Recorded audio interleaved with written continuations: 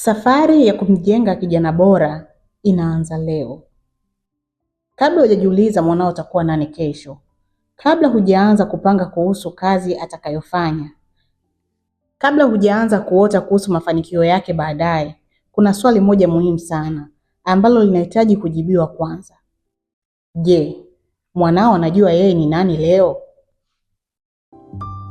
Baraka alikuwa ni kijana kama vijana wengine.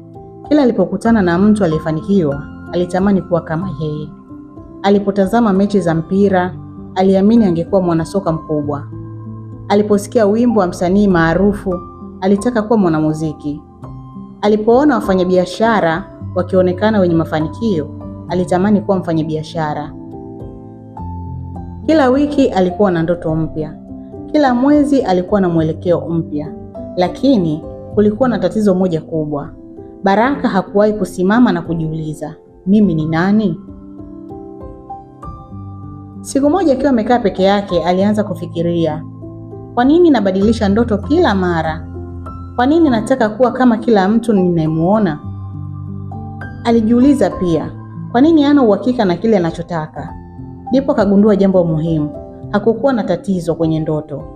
Tatizo lilikuwa kwamba hakujitambua. Hakujua vipaji vyake, hakujua nguvu zake, hakujua udhaifu wake, hakujua maadili yake. Alikuwa anaishi maisha ya kuiga wengine.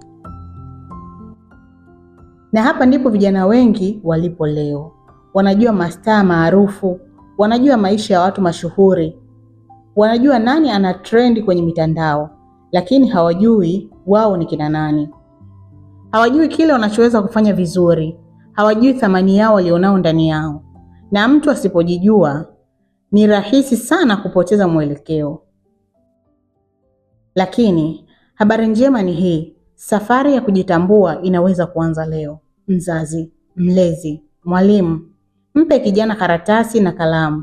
Mwambie aandike vitu anavyoweza kufanya vizuri, vitu anavyovipenda, vitu ambavyo watu humpongeza mara kwa mara, na maadili anayoyapenda kuyaishi. Majibu haya yanaweza kuwa mwanzo kugundua hazina iliyojificha ndani yake.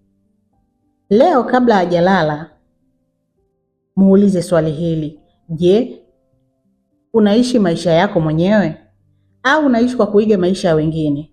Kwa sababu ukweli ni huu, kijana anayejijua huwa ni vigumu kupoteza mwelekeo. Tunajenga vijana wanaojitambua, wanaothamini vipaji vyao na wanaoishi kwa kusudi.